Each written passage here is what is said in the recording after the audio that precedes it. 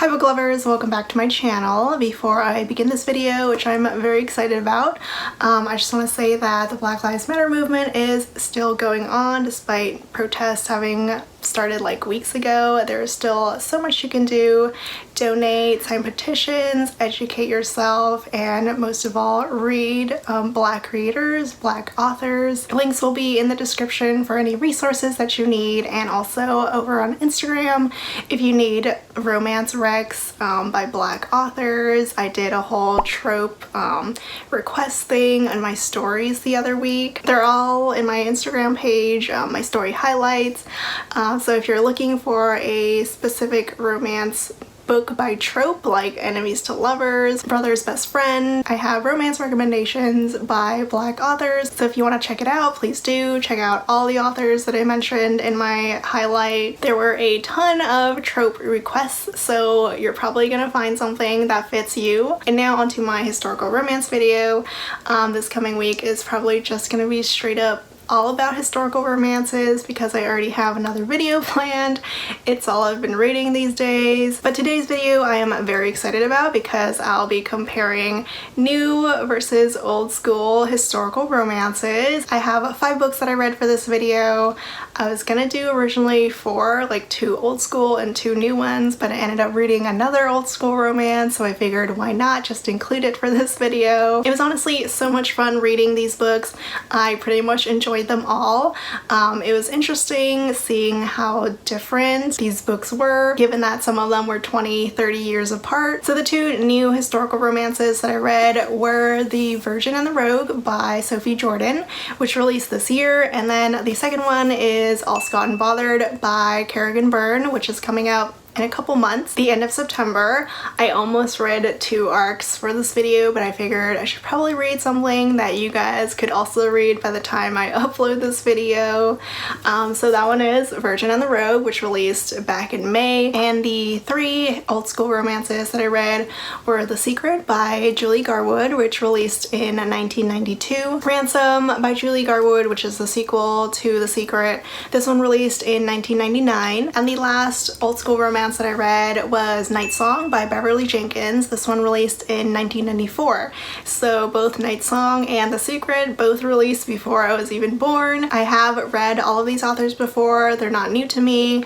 I mean, some of them I haven't read in a while, but let's just get into how I felt for each book. So the first book that I read was The Virgin and the Rogue by Sophie Jordan.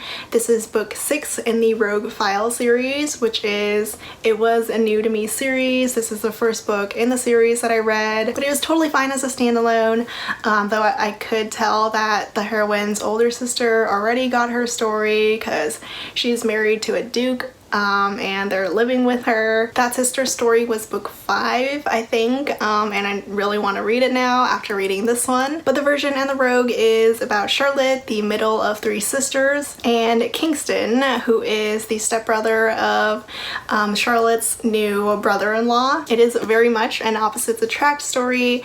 Charlotte is pure, shy, wallflower-ish. She's definitely the sensible kind of heroine who doesn't do anything ridiculous, whereas Kingston is a former rake. He is a reformed rake. His excessive gambling, drinking, sex was just going out of control, and he realized that it was probably going to destroy him at the rate he was going, so he just stopped, went cold turkey, and hasn't done any of that in about a year. He's been sober and celibate for a year upon meeting Charlotte. The book opens up pretty interestingly. It starts off with the heroine on her period, which I don't really ever read much of in historical romances or even contemporary romances. Charlotte's cramps cause her some intense agony, which again I almost never come across in my romances, so it was a nice change to read about. But it's because of these cramps that she takes this potion from her herbalist sister, which turns out to be a different kind of potion, a love potion, because when she drinks it, all of a sudden she gets really hot and bothered, and as soon as she comes across Kingston, she jumps him. It's quite the premise with this whole love potion thing, but I really enjoyed this one.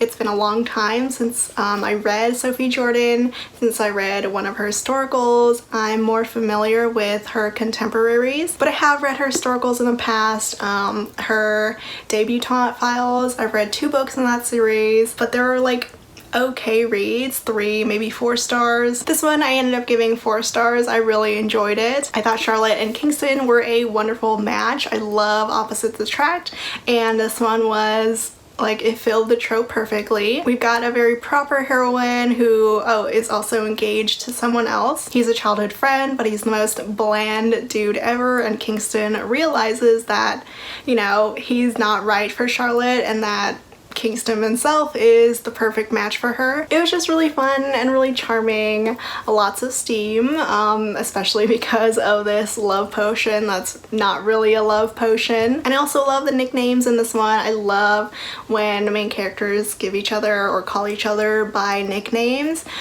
Kingston calls Charlotte Charlie, and Charlotte is the only one who gets to call Kingston by his first name, Samuel. They were just really sweet, enjoyable characters.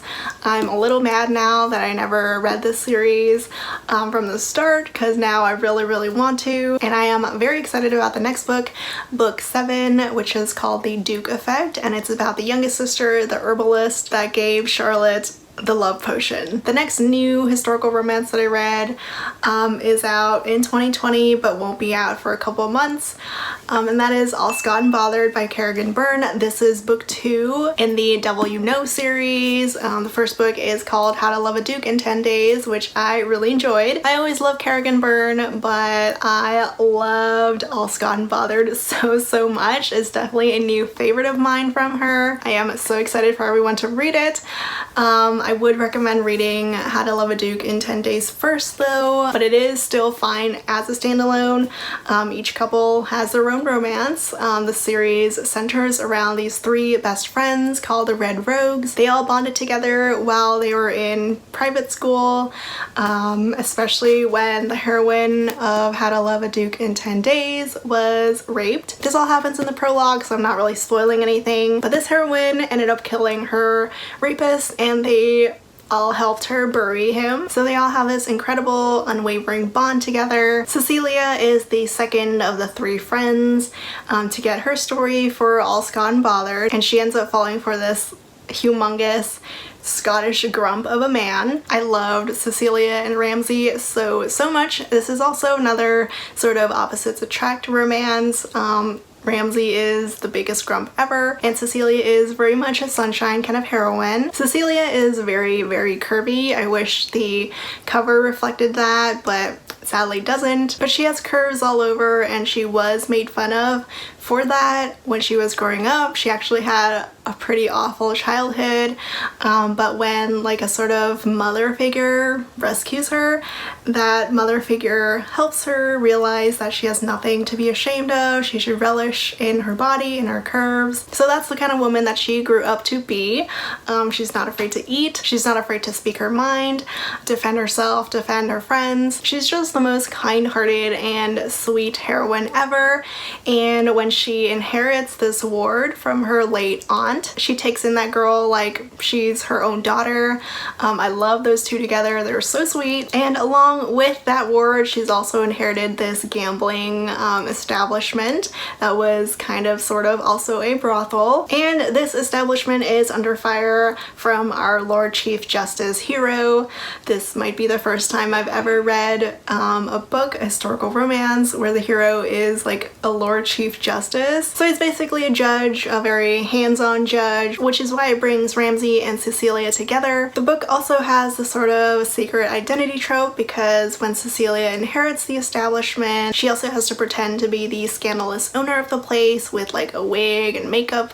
So when Ramsay sees her, like he met her as Cecilia before, so Ramsay doesn't recognize that Cecilia is also the owner of the establishment. So there are a ton of great tropes: secret identity, sunshine and grump, and also age gap. Ramsay is a little bit older than Cecilia, which I love. I ended up loving this one. I gave it 5 stars. Definitely like a new favorite of this year. It was so good, mainly because of how wonderful the main characters are.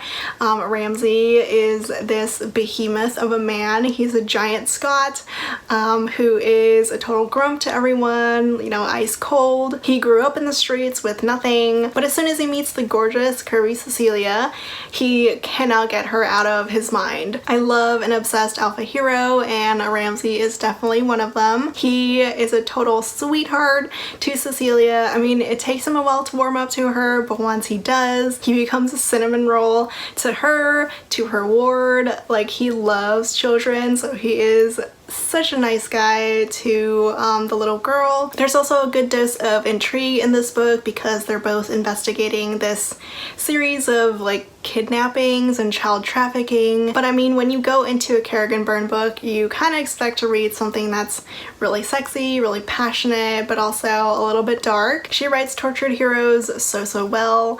Ramsey has a very tortured past, but I love these two together. I highly recommend this book when it comes out. Read the first book and then get excited for the sequel. So if you haven't read Kerrigan Byrne yet, you should definitely try her. This series is great. Her Victorian Rebel series is amazing. I still need to finish it. So those were the two new historical romances that I read. Clearly enjoyed both of them. But the first of the old school romances that I read is The Secret by Julie Garwood. This is the first book in her Highlands layered series, which is medieval Scottish romance. And this one is probably my favorite of all 5 books. I love this one like crazy. I actually buddy read this one with a couple friends and we all loved it. I honestly don't know why I didn't read this one sooner. I have read Julie Garwood before. I listened to The Bride in audio and I liked it, but I do want to reread it as like an ebook or paperback to see if I love it more. But The Secret was absolutely amazing. We have the best kind of heroine ever who basically takes no shit from the hero. Judith is kick-ass. I love her so much. She definitely needs to be tough and strong, especially going up against Ian, our hero, who is a Scottish laird. Being a laird, it's always his way or the highway, but Judith is like, nah, we're doing this my way. So it made for a very entertaining read. I honestly didn't expect this book to be as funny as it was. Like, there are parts where it had me literally laughing out loud. It was so charming, so funny. I love the friendship between Judith and her best friend Frances Catherine.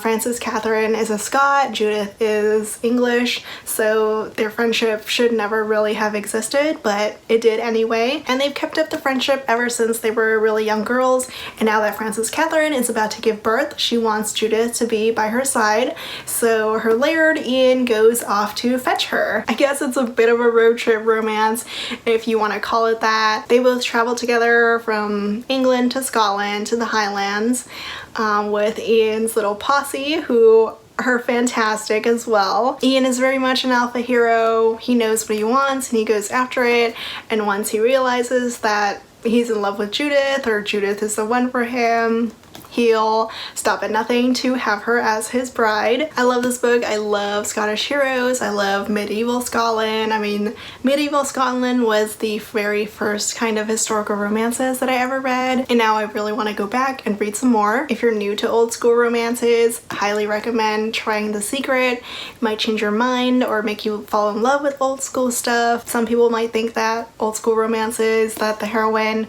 might not have, you know, some agency, she's very passive, or the hero will do whatever you want with her, but that's definitely not the case in The Secret. Judith is very headstrong. She does what she wants.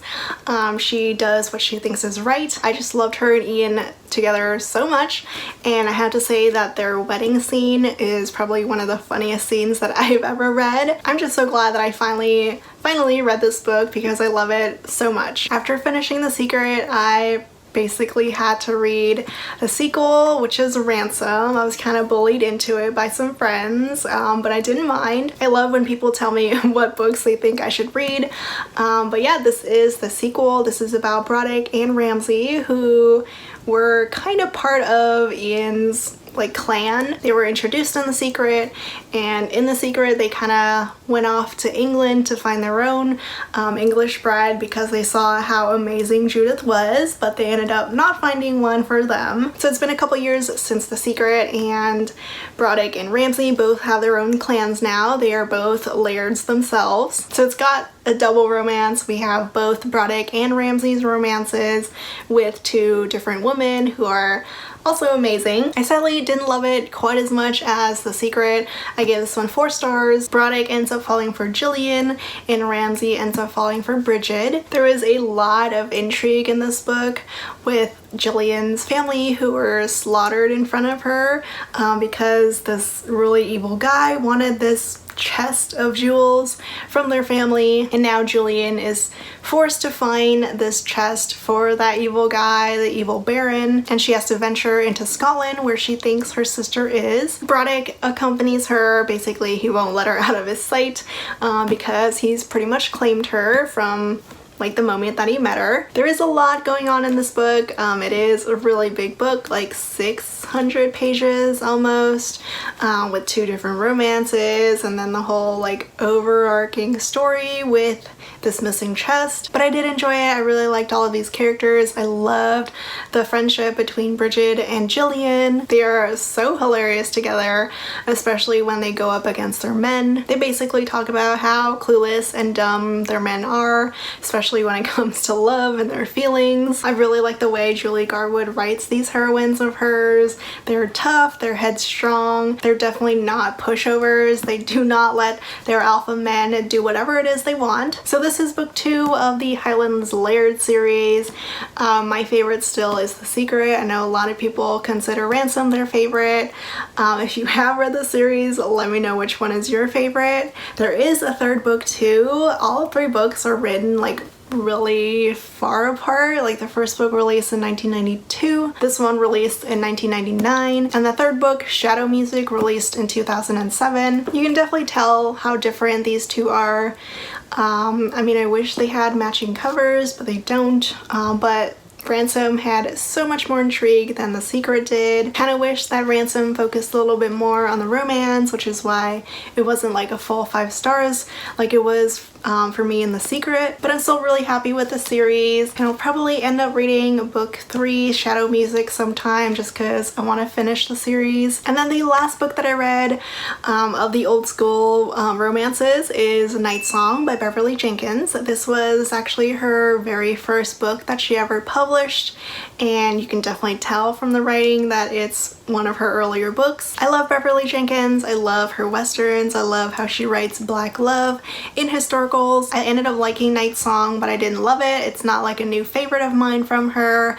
I gave this one 3 stars. In this one we have Kara and Chase. Kara is a school teacher and Chase is a sergeant in the Union Army. This historical romance takes place during Reconstruction, so like a few years after the end of the Civil War. There's a lot of history to be learned in this book that we're not really taught in American schools, which is a shame. But the story and the setting is about the Black people who made a mass exodus out of the South to travel west during Reconstruction, because obviously even though the Civil War was over, slavery was over, these freed slaves still had to fight for their freedom, and the only way that they were able to find any freedom was to leave and head west. So these freed slaves formed these towns, these black towns in the Midwest, and this is where Kara lives. Kara is actually the granddaughter of a freed slave. She was born free. Our sergeant hero Chase is a former slave. He was not born free. Chase was a runaway, and now he is this illustrious sergeant in the 10th Cavalry. And Beverly Jenkins does a really great job of showing us that even though these black soldiers were a part of the Union Army, they definitely did not get the respect that they deserved. They get these hand-me-down weapons. They are still discriminated against, but despite all of that, they are still this successful cavalry, and they're celebrated when they return to Kara's town. Kara and Chase actually met each other a couple years back. There's always been this underlying chemistry between these two, and even though Chase is only in town for about 2 weeks before he has to head out with his cavalry, they still fall into their passion and their lust. It's pretty steamy. I didn't really expect that much steam. It's definitely a flowery kind of passion in this book. I remember reading there were some bursting nipples, a blackberry forest down there for her. So yes, very, very flowery, which Beverly Jenkins doesn't really write like that much anymore, at least from what I read in her recent books, which I am glad for, but I still found it very interesting to see how her writing style was earlier. The main reason why I didn't enjoy this as much as I wanted to, though, was the pacing of the story.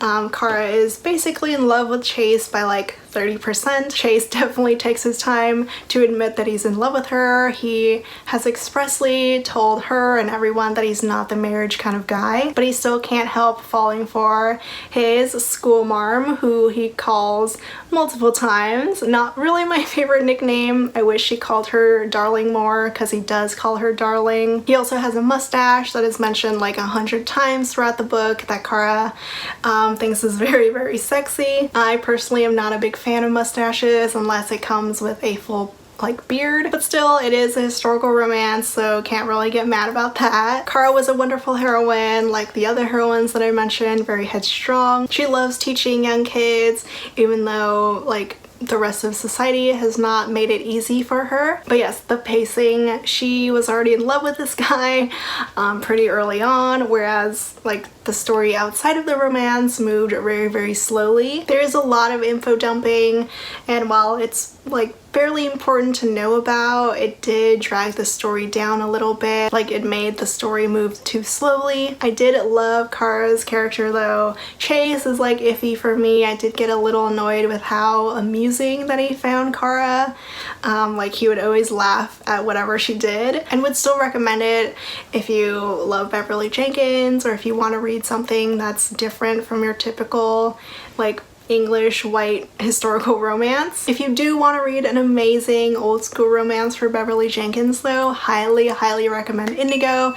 I read it back in February for the historical romance readathon, and I loved it so much. The audio was amazing. This one was published in 1996, so I still consider it old school, I guess. It was her third published book. I love that book so, so much.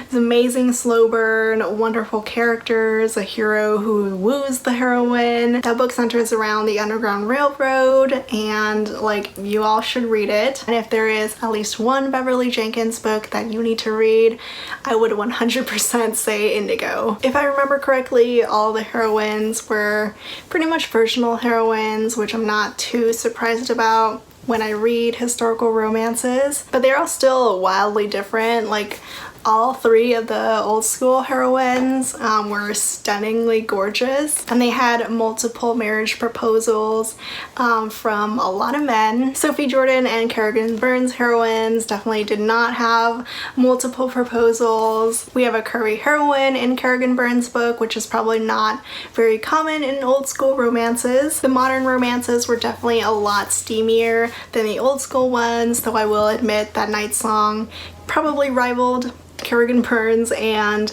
Sophie Jordan's. Julie Garwood sadly did not have that much steam, but I mean it was still enough for me. So those were the 5 historical romances that I read. I was hoping to get this video out sooner, but I've been struggling with reading since June started. I kind of use this video as an excuse to read all of these old school romances that I've been buying. I still have so many more on my shelves that I need to get to, so I'll probably do more videos like this. I also want to read like specific authors, reading their new stuff, comparing to their older releases. I hope you enjoyed this video. I hope you like this kind of style of video. If you have any recommendations for old school romances, let me know. I've been buying so many, I probably own a lot of the popular ones. As always, links to the books are in the description below. I'll see you guys next time. Bye!